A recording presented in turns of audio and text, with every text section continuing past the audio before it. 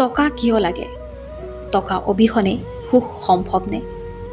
আপোনাক সঁচাকৈ কিমান টকা লাগে? টকা নহ'লে সমাজত আপোনাৰ মূল্য কিমান?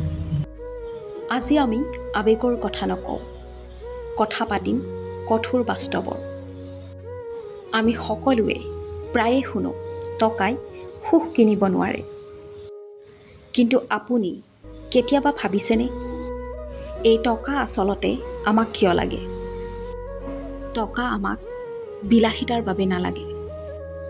টকা লাগে আমাৰ মৰ্যাদাপূৰ্ণ জীৱনৰ বাবে। আপোনাৰ অসুস্থ মা দেউতাক ভাল চিকিৎসা দিবৰ বাবে। টকা লাগে স্বাধীনতাৰ বাবে।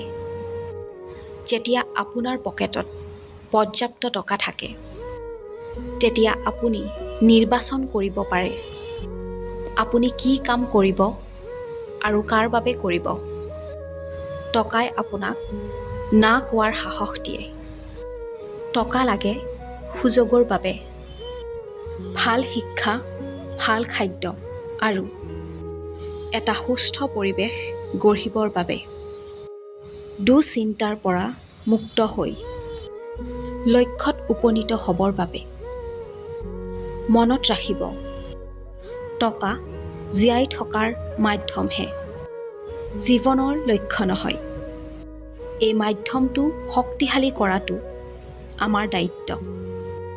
ই চকুৰ পানী মচিব নোৱাৰিব পাৰে, কিন্তু চকুৰ পানী পৰিবলগীয়া পৰিস্থিতিবোৰ বহুখিনি ৰোধ কৰিব পাৰে।